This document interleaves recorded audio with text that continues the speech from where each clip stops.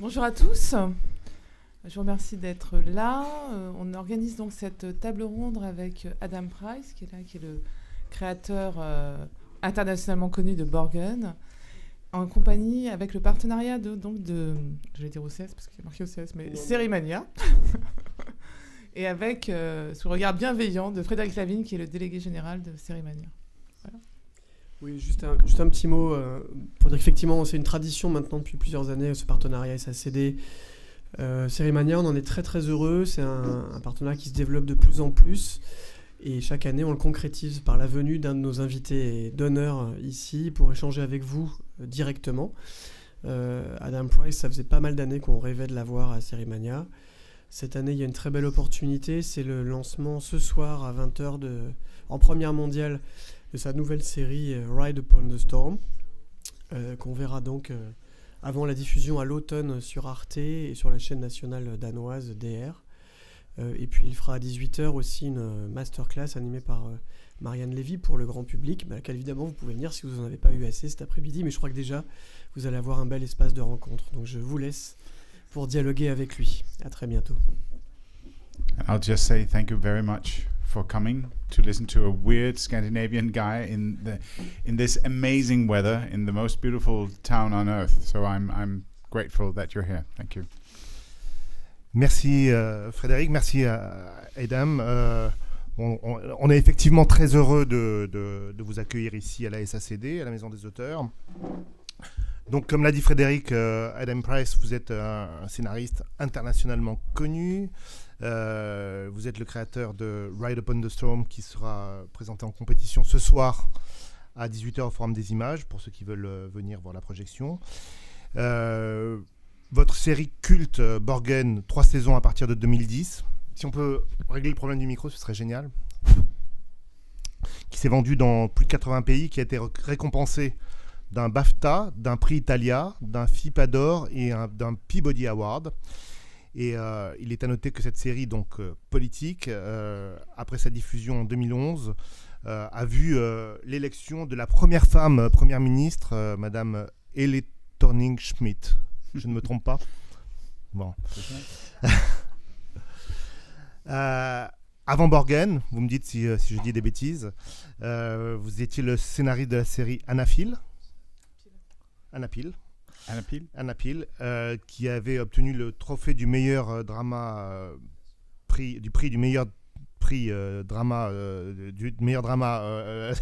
meilleur prix drama à la télévision danoise.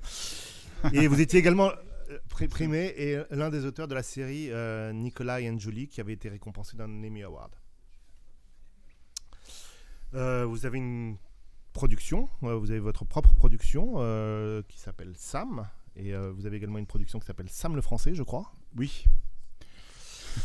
Avec des collaborateurs renommés qui sont Søren Sveistrup. Yes. Qui est l'un des The Killing, et Mita Louise Foldeger. Yeah.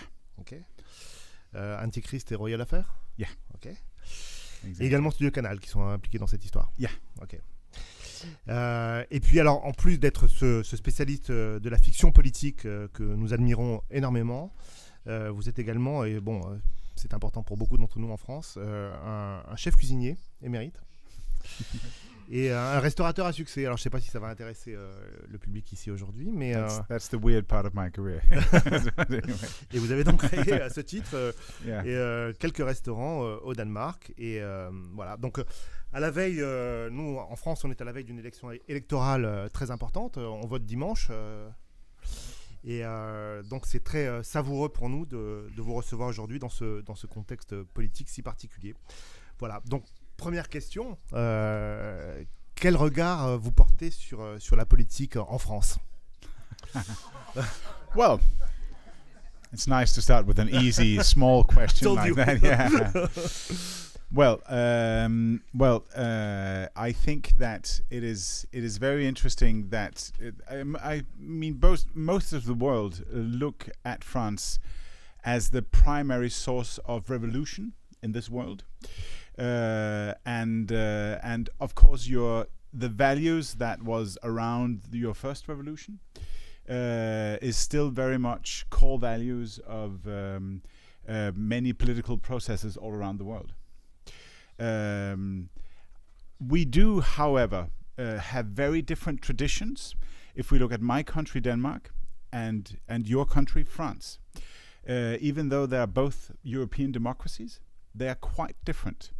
And whereas we are very much based on the principle of equality and basically the Social Democratic Party, basically was a very the big party of all the Scandinavian countries.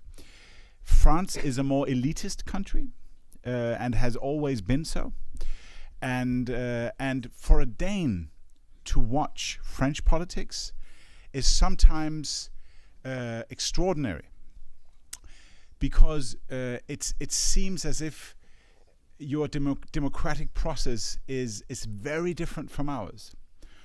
For instance, the representation in Assemblée Nationale of certain parties is very different as to when you ask the general French public who they would vote for.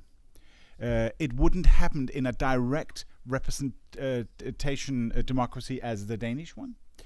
For instance, if we were in Denmark, Front National would have 25 to 30% of the seats in Assemblée. And in France, they have 2. Which is, I think, a democratic problem for France. Even though you maybe not agree with the Front National, you cannot keep a force of political opinion like that in the darkness.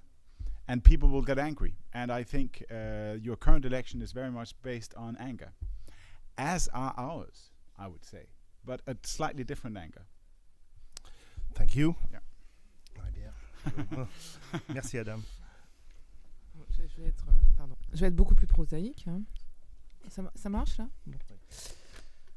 Bon. Moi, je vais parler d'écriture. Donc, je suis scénariste, Adam, et il y a quelques scénaristes qui sont aussi dans la salle. Je sais qu'il y a aussi des réalisateurs, mais je vais plutôt parler d'écriture.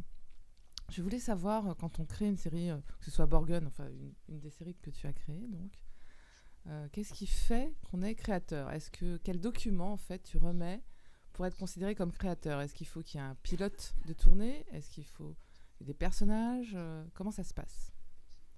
Parce que en fait, j'ai vu que sur certaines séries tu étais créateur, mais tu n'avais pas écrit. Voilà. I don't know how it exactly works in France, but I think, in most countries, you get to write almost what you want if you've done something that worked. And before that moment in time, you have to ask nicely. And I've had to ask nicely for many years. And that is also part of it. So I started out as a staff writer. Yeah. So basically just working my way through the business, writing scripts. I've always written in many different genres. I'm a child of the theater. My parents mainly worked within the theater world. So I've written a lot for the scene. But I've written in many genres. For television, I've written comedy, satire, and many different kinds of shows. But basically, I think you need to learn the craft first, and you learn the craft as a staff writer. Basically, turning in scripts and seeing how much remains of your work, all your work, when you actually see the thing. And you say, oh, that was my line. That was my line. And you're happy if you have 2, 3, 4, 5, 10 lines. Then you're kind of, thank you, God. But then slowly, you get to the point where they ask you. And I'm sure it would work basically the same in France. Though I believe that you do have a problem in France with too many executives.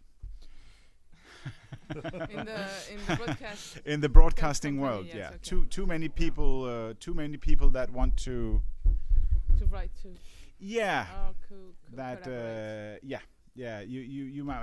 I mean I think I have been very fortunate to work for DR, and basically when they say go to your idea at DR, they don't mess with it anymore. They give you notes. They will give you concrete notes for your scenes. They will say, I cannot really see a true turning point here, and they will give you technical notes, and they will be good. But I mean, if they bought your original idea, they will not ask you to change your original idea all of a sudden. They will not. They will leave the artist, or what we should call us, the craftsperson, doing what you do best, write scripts. And I think that's very important. But basically, when DR asks me to do something, they will, if you want it very concrete, they will typically say, and this is because I have done something they liked, right? It will be different if I had done something they hated. Then I would.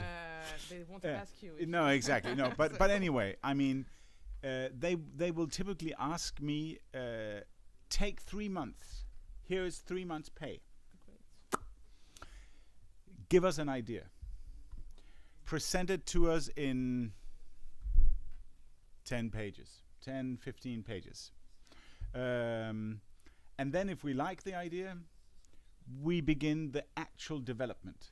The actual development is not a green light, but it is a development that is heading for a green light. So that would typically be the way DR would decide. Then if they like the writer and they believe in the writer, then they might actually go to green light from something less than two scripts and a full arch of the first season. But typically, that would be what they would want. Typically, that would be what they want. So definitely they would want one script, and they would want a full arch of a full season, because they need to see if this is in fact 10 episodes worth of. And then DR is a strange system, because it is 100% public money, right? It's taxpayers' money. And they have developed quite an international fame for their shows. So the shows are getting more and more expensive.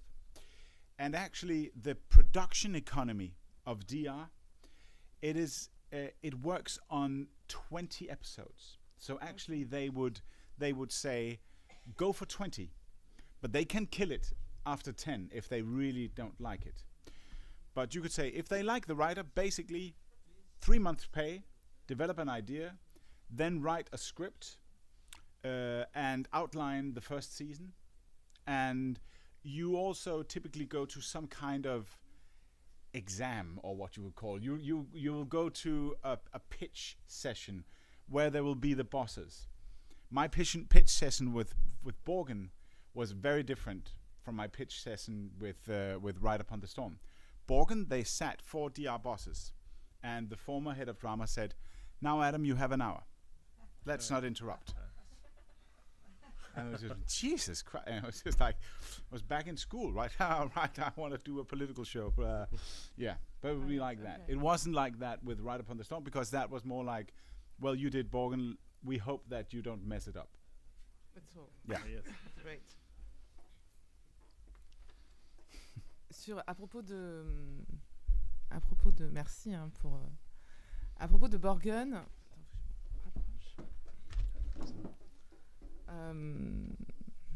Je pensais que je t'ai demandé tout à l'heure si tu avais vu Les Sopranos,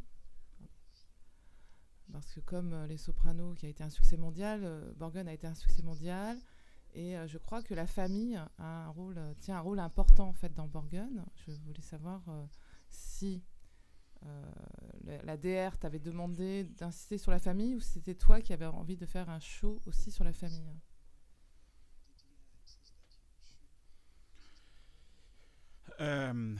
No, I think well, Borgen was very much about choice and consequence of that choice. If you want the biggest job, it will cost you.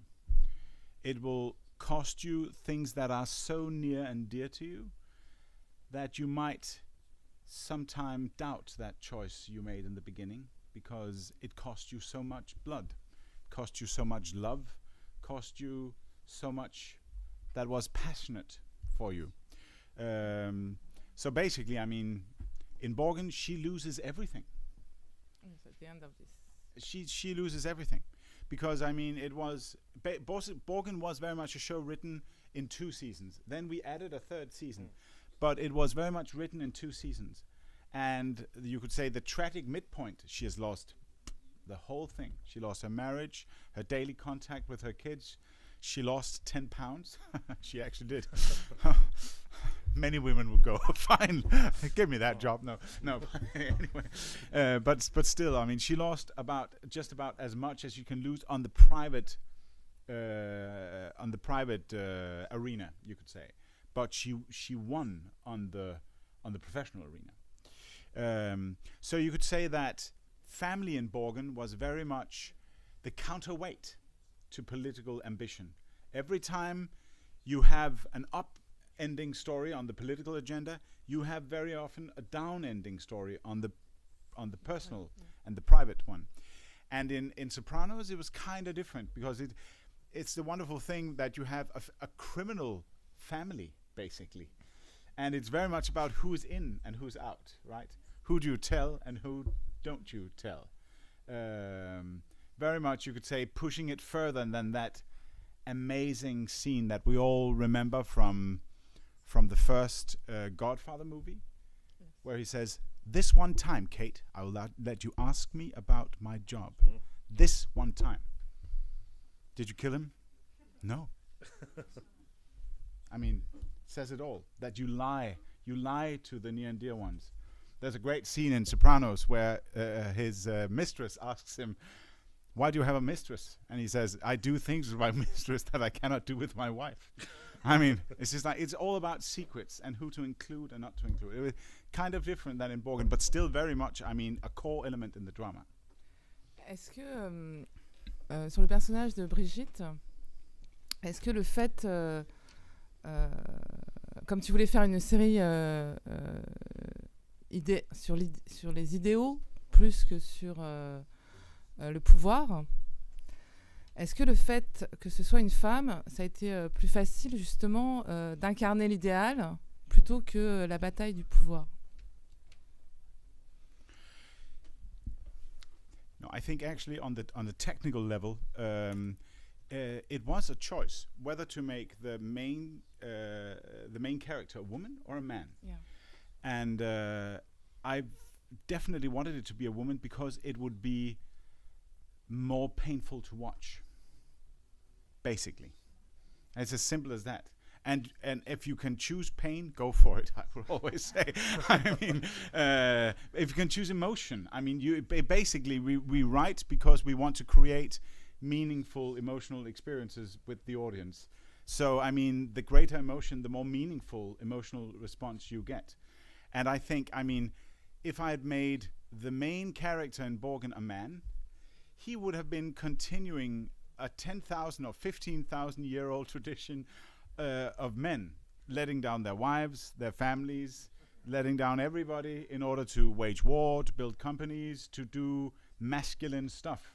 It will be much more interesting to watch a woman make those sacrifices, because it would be more tough for her, and it would be tougher to watch, and she would perhaps make more conscientious choices, because even though we are an extremely progressive country, Denmark, we still, I think, suffer for or live with the truth.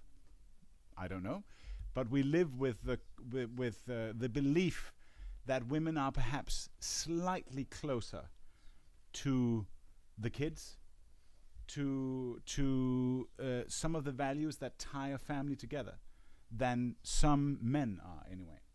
And even though we are extremely progressive, we are, in fact, if you look at Danish family life, there is still some elements of tradition there. Well, there's a lot in France. Exactly, there's much more in France. Much more in But France. there is still, I mean, elements. Après, je te laisse pas, voilà. Je reprends juste sur l'organisation de l'écriture sur la série, où j'ai appris en fait très très récemment que comment tu as organisé la writing room. On m'a dit que tu avais pris des élèves de l'école de film danois. Comment ça s'est passé, hein? Well, I think it's extremely important, and I think also that DR and well, basically all productions, we also try to do that at our production company, Sam, that you should regard every production of a big TV series as a university, because some people will start at all levels of you could say of art, of the actual craft doing the series. You will have people starting at apprentice level, and you will have people starting on more experienced level. And at the end of 20 episodes, some of the people that were apprentices from the beginning, they will be masters of the craft. It happens at all levels. I mean, photographers, directors, you will have their assistants becoming full-blown directors at the end, you know? And it's the same thing with writers. I myself started 25 years ago as an apprentice writer, writing a show like that. And my staff writers on Borgen are now, I mean, writing series of themselves. I mean, they are, one of them is a big big director and writer star, and the other has now his own show running in the 3rd season. So basically, because we don't have that much money, and because we have a different tradition than the Americans, we do different writers' rooms in Denmark anyway. So Borgen was very much written by 3 writers. The first 20 episodes, only 3 writers. 2 staff writers and myself. Yes, and after there was 2 women. And after there were 2 women and another guy also, because we changed the setup in the 3rd season. But basically, we have 2 staff writers, or maybe 3 staff writers, and a main writer, the showrunner, the creator, in the room. And you cast your own room, basically. That is what we want our creators to do. So they will find their own writers, and we sometimes even do a little writer casting, just like you cast actors. You will cast writers. And then basically, I mean, rewrite, because we produce, or anyway, with Borgen, we produced 2 episodes at the time. So we also, we let that standard go all the way through the system. So we also produced 2 scripts at the time. So basically, when we did Borgen, we worked in the writer's room for a month. 2 weeks we spent on 1 episode, and the next 2 weeks on the next episode. So basically, we storylined for a month, spending 2 weeks storylining on each episode. Okay. And then we send the episode writers, the staff writers, back home, and then they write first a treatment. They spend a week on the treatment, come back, we give them notes for the treatment, then we send them back. Now they write the first draft. And of course, they have a perfect treatment before they write the first draft, a treatment that for a Borgen episodes were 58 minutes and 30 seconds, exactly the same as Ride Upon the Storm, because that is the standard of DR. So you say 1 hour, yeah? 1 hour, yes. 1 hour.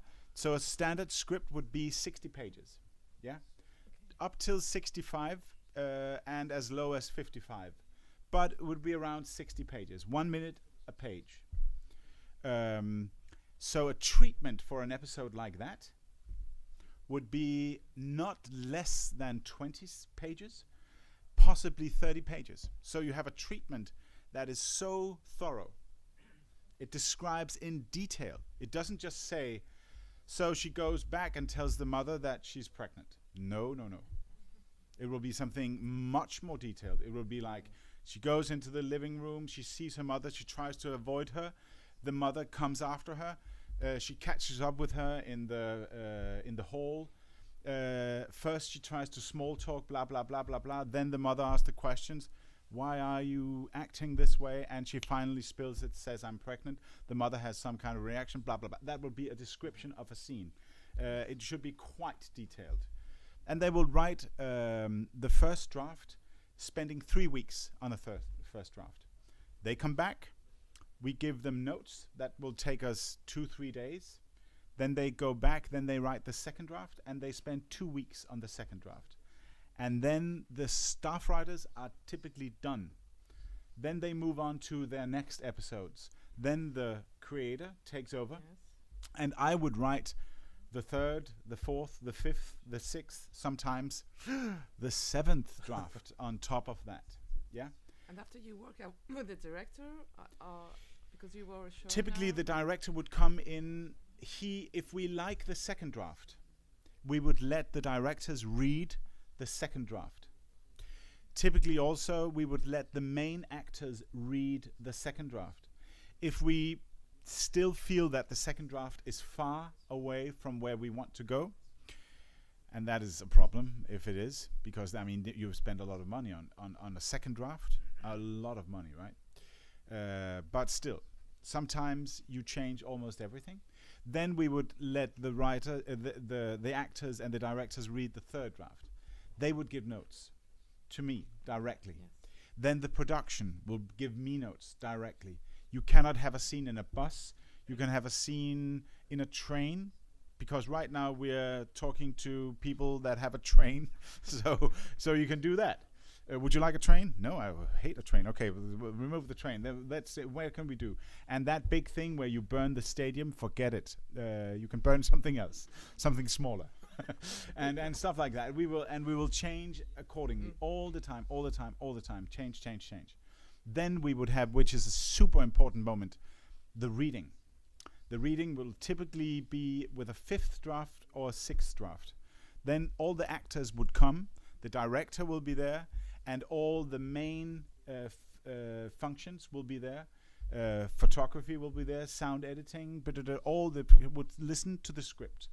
And we would read the script, and the story editor will read the book, will read all the action lines.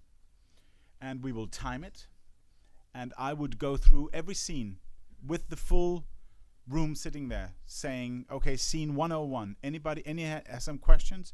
No. Scene 102. Anybody question? We'll go through that. Then I go back and then I write the shooting draft, the final draft. Because I hate what we call pink pages, because everything, when we move away from the shooting draft, if we do have still changes to make, then we do them on pink pages, and I hate it. Don't want pink pages. So that's kind of our method. Sorry to be so very detailed, but we're staff people here, right? We're craft. This is quite interesting. About à propos des relations entre votre relation avec les réalisateurs, justement, vous nous avez expliqué, donc, a priori, ils arrivent au moment de la deuxième version, à partir du second draft. Yeah. Maintenant, comment est-ce que vous avez eu envie, dans votre vie de créateur, est-ce que vous avez eu envie ou le désir de réaliser à un moment ou à un autre?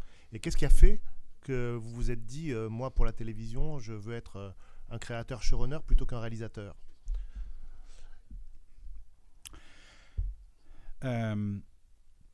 Well, I have been, as I said before, I've been writing also for the theater, and I've been directing my own stuff at the theater, and also once or twice directed scripts that I had nothing to do with. But I have not yet directed my own episodes. I think I would like to do that at some point.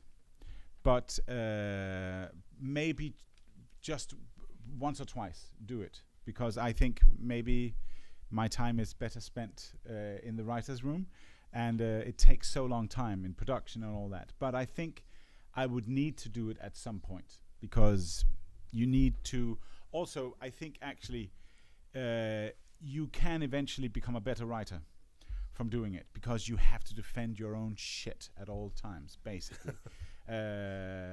And it is no freebies. You're standing there with the actors, and they're saying, "How the hell am I going to say this?" And this is, I mean, so I think it's a good thing. But most of the time, I have great collaborations with very good directors, and I think we try to have a slightly different approach to the writer-director collaboration in Denmark than they, for instance, have on very traditional shows in the United States, where the director is extremely inferior, where you always have people on set from the writer's room, and that they can say at all times, "What's that weird hat that the mother's wearing? Take it away," and they can interfere at all times. We would never do that. I would never be on set unless there was a specific problem, or just to come down and be nice and say hi, and just to show my face once in a while. But typically not. I would be in the writer's room, and we would solve the problems before, because I very much like to work with strong, independent directors that will do their take on it. Sometimes you'll be surprised, but I very much like that surprise. Sometimes that surprise comes from anger. No. But I mean, sometimes you're surprised in a not good way. But most of the time, you say, "Wow, amazing! You changed, didn't change lines, perhaps, because it's very important that at least one or two takes have the lines written there. Then they can sometimes extemporate, change stuff. But we need to have the lines, because they don't know, possibly, that is a signature line. It approaches a different line in a different episode, and it's so important that she says those words. But I mean, they change once in a while stuff, and I like it very much. I think it was basically also a principle that we developed during Borgen, because I actually thought it was weird to do a show on democracy, but do the show via being a very, very evil boss, right? That would be weird. It would be a contradiction in terms. So I think, and it's also very Danish, the very Scandinavian, that we like to talk. We like to listen to people's opinions. And we don't have "Oh yes, Mr. Director. Oh yes, Mr. Chief Writer." We like to talk, and the best idea should rule, unless it conflicts with the controlling idea of the show. Then everything must go. But if somebody has a better idea than me, wonderful. Good. Alors, il y a une chose qui m'a toujours frappé quand j'ai découvert Borgen, c'est que les personnages, et évidemment surtout le personnage de Birgit, poursuit et défend un projet auquel il croit, un projet de société, et elle s'avance dans la vie et dans son travail sans aucun cynisme. Comment est-ce que vous définiriez la différence entre Borgen, par exemple, alors je ne sais pas ce qu'il en est de votre future série, mais Borgen et des séries très politiques, très connues comme House of Cards ou The West Wing, de ce point de vue-là? Yeah. Well, I think that basically the controlling idea for Borgen, or the controlling genre idea for Borgen, was to write an idealistic show. I thought that would be interesting, also because it had not been done in Denmark anyway. Because we used to look at politics from a fictional point of view, typically through a cynical lens. So the typical story, we had a very great success, I think, about 10 years ago, called The King's Game. I'm looking now at the Sam people. Konkabale King's Game, something like that. Anyway, it was a very successful feature film. It's about 10 years ago. Actually, Mita was producing it, our company manager. But that was perhaps the most successful political fiction. It was a feature film, but nevertheless, political fiction in newer Danish fiction history. And that was based on the same, you could say, same controlling idea as All the President's Men. That it's basically up to the conscientious journalist. There is the to photo. There is the picture.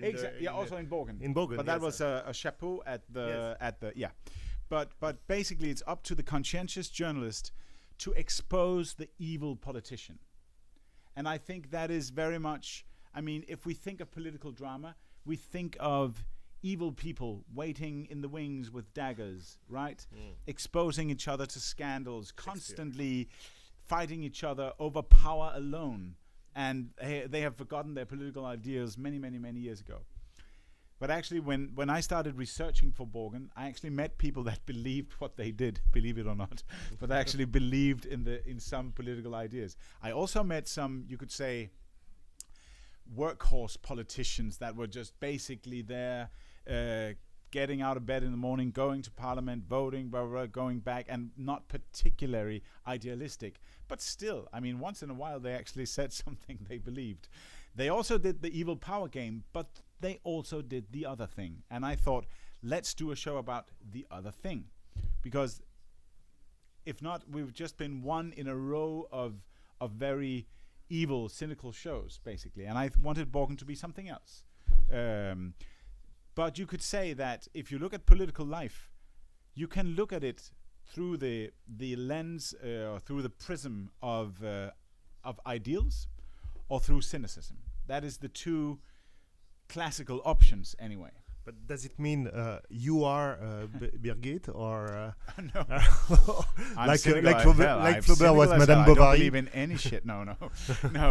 I once in a while I think we need to be idealistic when it comes to our work. I think that is extremely important. And therefore, I mean, once in a while, we need to write something for ourselves, something that we really believe in, because we cannot take that idealism to our workplace every day if we work as staff writers, because then we work for another person's vision. And that's good. It's good to learn how to use your knives and basically learn your craft that way. But once in a while, you need to put all that passion. Why are we writing? We write because we want the audience to feel what we feel. We want them to cry our tears. We want them to love the way we love. And all that passion needs to go into some piece of work we do at some point in our career. It's so important because, damn it, that's the fuel. That's the fuel we work for. Yeah. Thanks, really. Si vous avez des questions, alors n'hésitez pas. Est-ce que quelqu'un...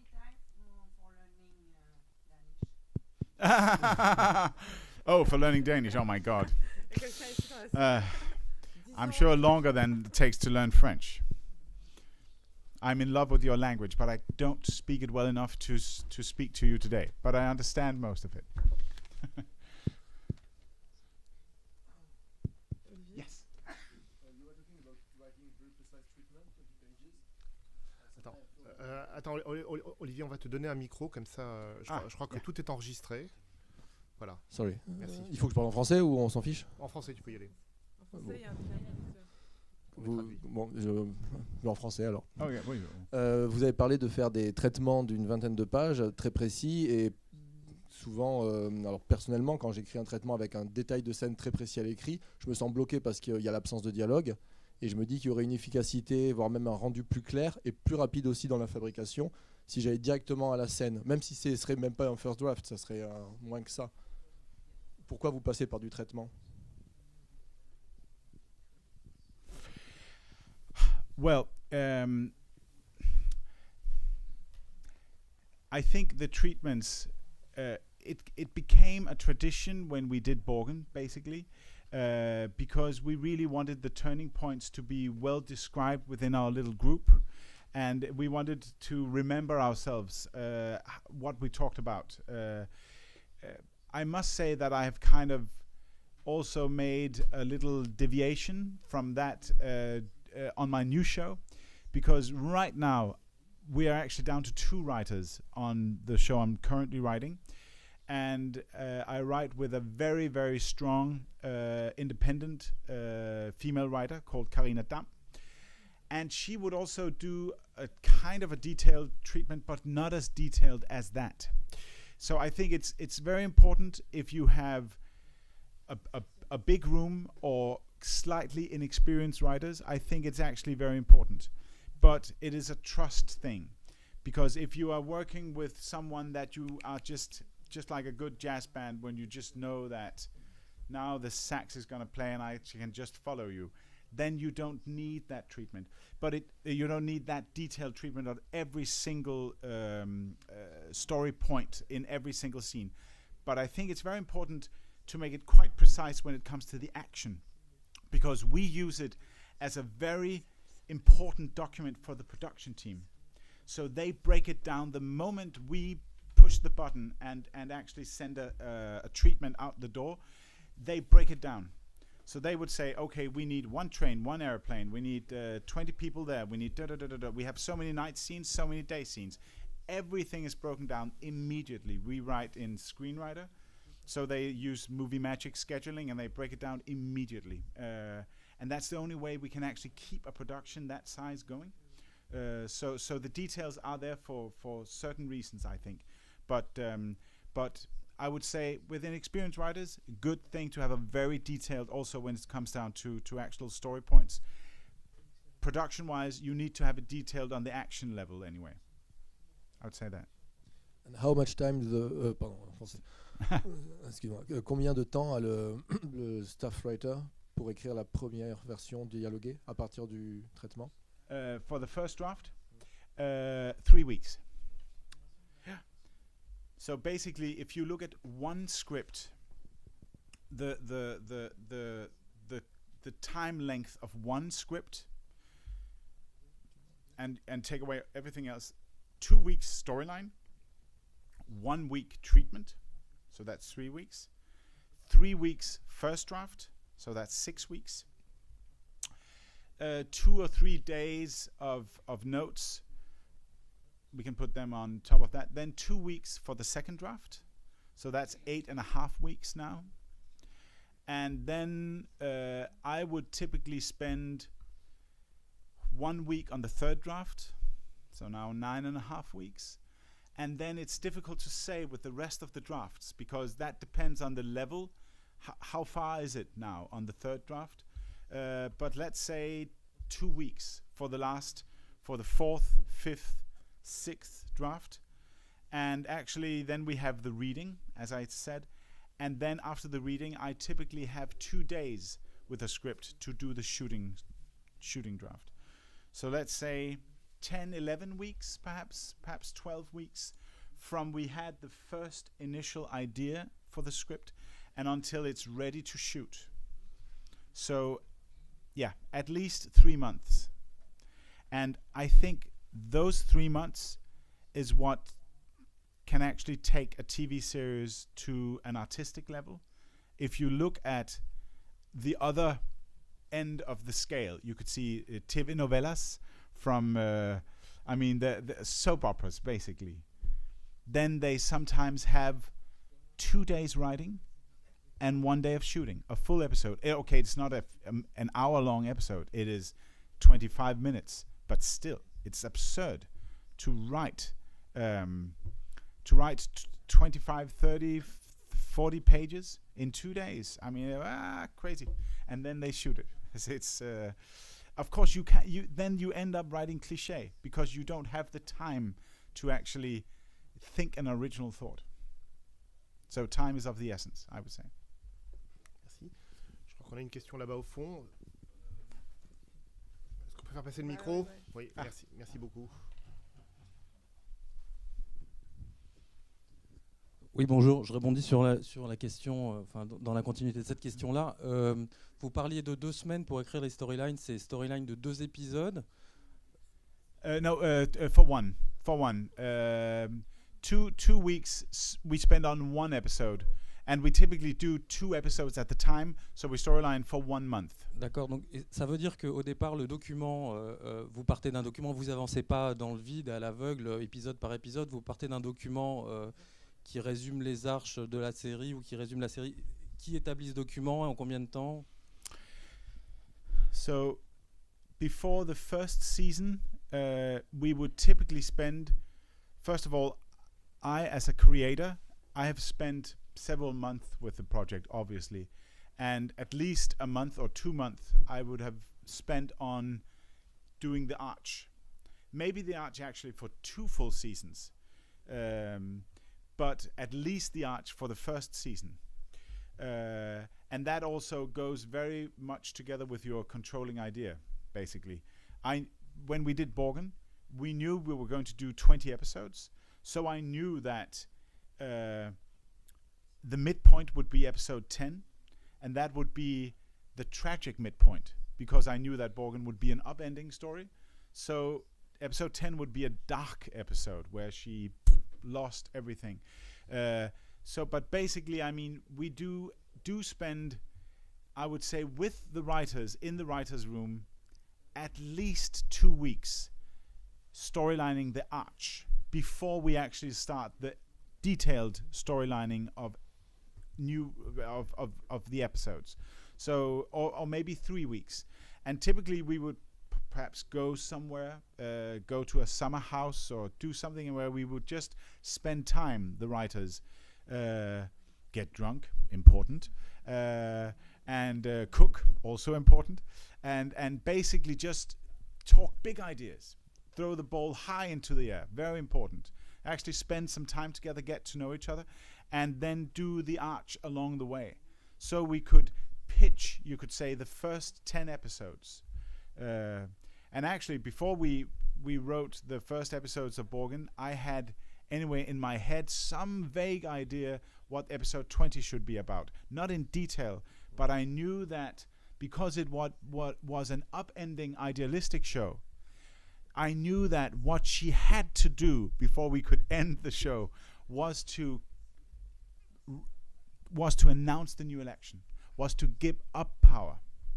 Because of that, I think Abraham Lincoln quote that we used in that episode, that if you want to test the character of a man, give him power. And we wanted the best man in this show to be a woman, of course. And her best answer to, you could say, the poison of power would be to give it up. Was to say, I will do my very best at this job as long as you give me the power, but I can also say no to it all. If it gets too difficult or if I get too messy, I will kick the ball high into the air and say, you choose, because it's power to the people, basically, not to the politicians. Et le document que vous établissez, vous, en amont de ça, donc fait à peu près quoi en termes de volume? C'est quoi? At least I would say a page per episode, something like that, or half a page per episode. It would just be, we would have a vague idea, perhaps not of the actual episode plot, but we would know that this episode should take her a bit of the journey from being an idealist to be a cynic, and this episode we will really challenge her marriage, or in this episode something should happen with her kids that will basically make her choose differently professionally as well. So we would know stuff like that. And the same thing, of course, we did with the new show that's coming, Right Upon the Storm. Same thing. So I would say before any season opening, at least 2 weeks with the writers in the writers' room, just discussing on the big scale what should actually happen in this season.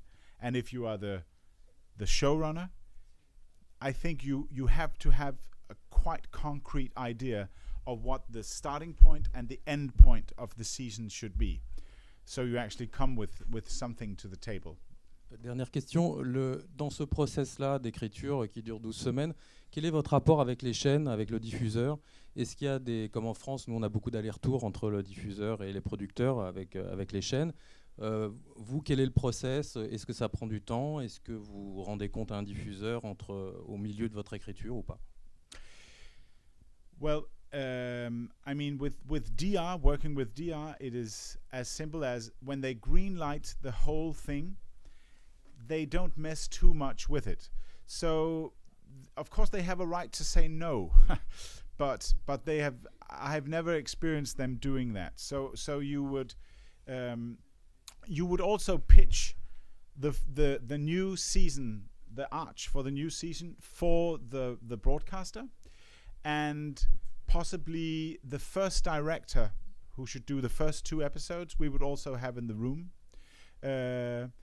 I'm actually next week going to have meetings with the set designer, the first director, and a few other people from production, and there will also be a broadcaster person in the room, where I basically pitch the second season. We are quite far with the second season. We're actually writing the midpoint right now, 15, 16 episodes, but still, they need to know, because we know that we begin shooting that in September. So if we have very special new locations and stuff like that, they should know. And if we have a big location outside Denmark, for example, in this new show, we have 2 in the first season, 2 quite big locations.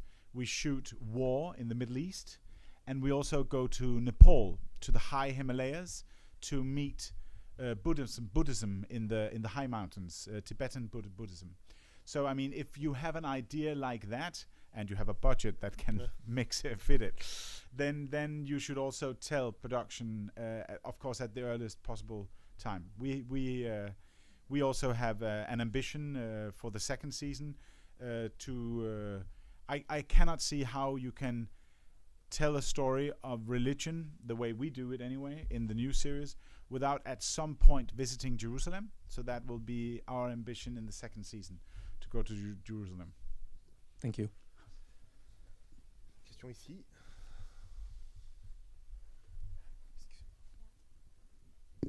Timur, yeah. Moi, j'ai beaucoup aimé Borgen et je m'intéresse beaucoup à la politique et souvent je me réfère à Borgen quand je m'interroge sur certaines positions de certaines personnes politiques. Et je voulais savoir à quel point vous étiez inspiré de la réalité, si vous aviez eu des rapports avec des hommes politiques danois pour écrire la série.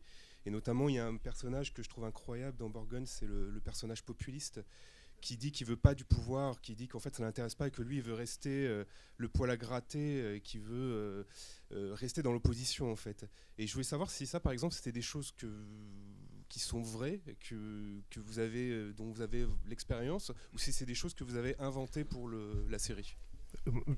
C'est une très bonne question. Moi, je voulais ajouter quelque chose par rapport à cette question-là. C'est que je me suis demandé si... j'ai entendu dire que Margaret Vestager aurait servi éventuellement de modèle pour le personnage de Birgit et que Babette Knudsen aurait pu suivre un petit peu son parcours pour pouvoir mieux interpréter son personnage. Est-ce que c'est vrai ou pas?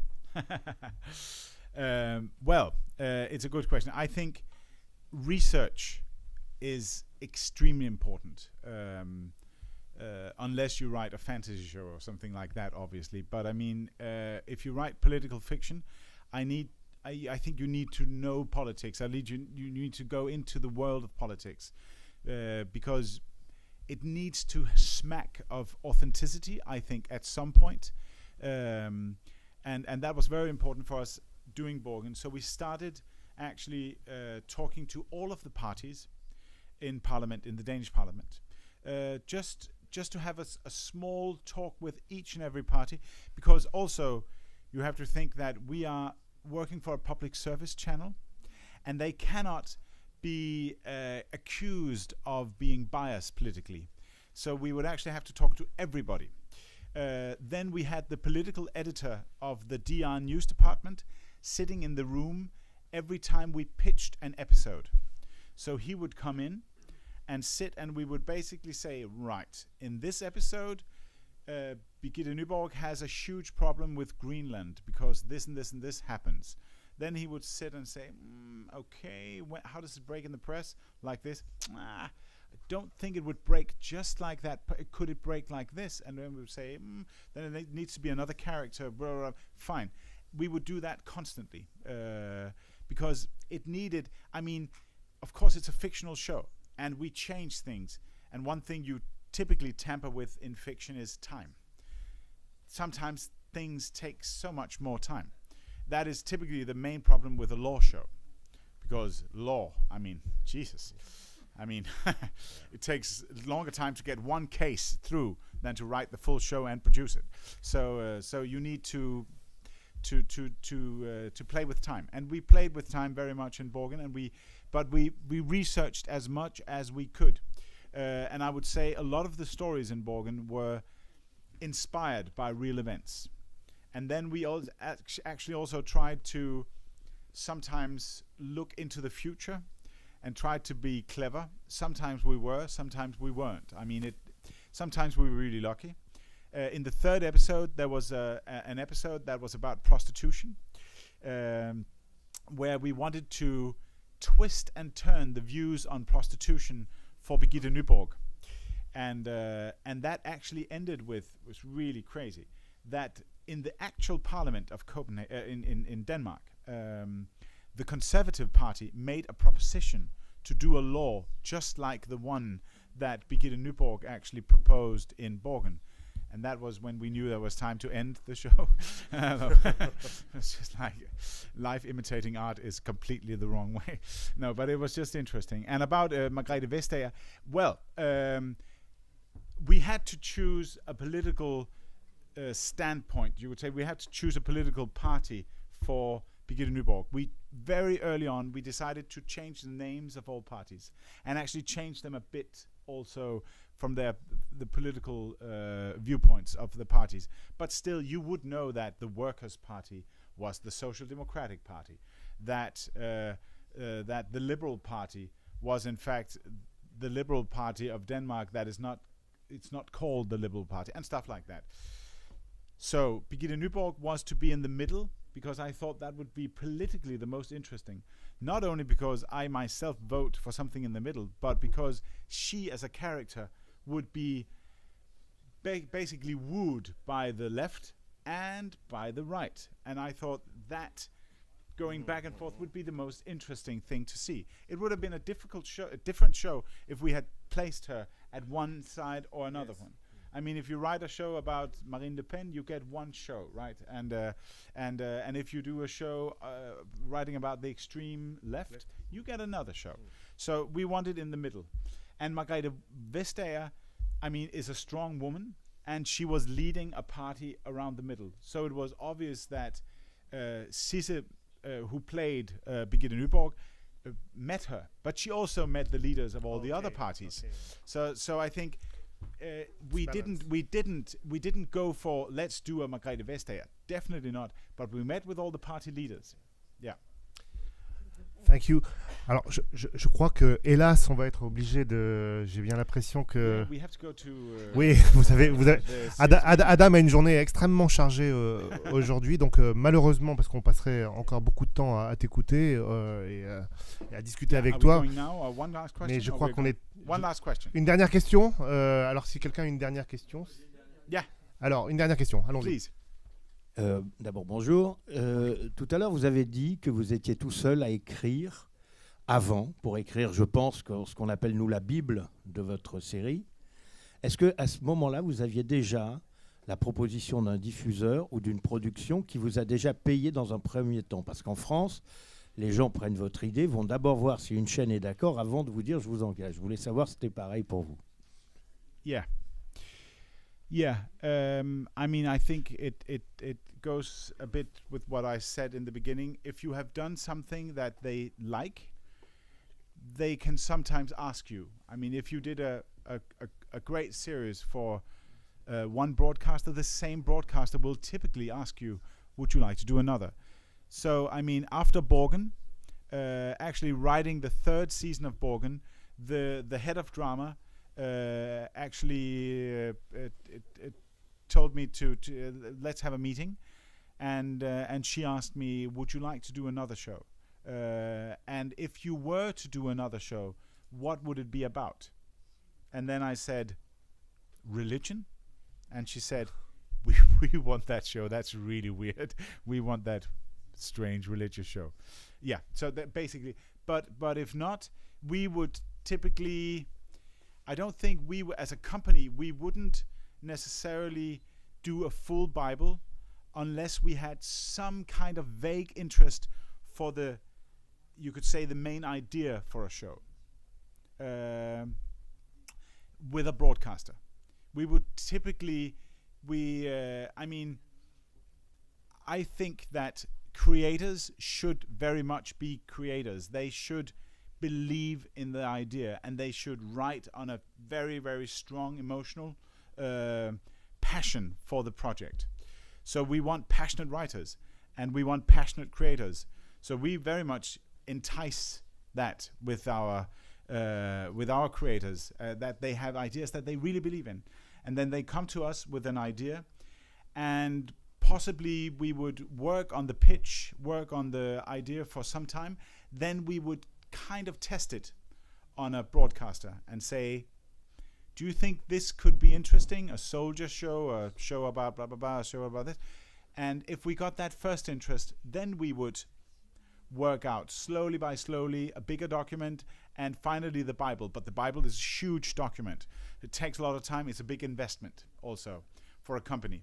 So, I mean, to do a Bible, a Bible would be the final document of decision for the broadcaster. A Bible, full Bible, treatment, and possibly one episode would be the typical decision moment for the broadcaster. So that arrives a bit down the line. Mais c'est un investissement pour une compagnie, mais c'est aussi un investissement pour un individu tout seul dans son coin. Therefore, I would work on a 5 or 10 pager at the beginning, but make your idea as passionate to yourself as possible. Because if you have those 10-15 minutes with a broadcaster, they want to see fire in your eyes. Merci Adam, c'était la dernière question et merci beaucoup.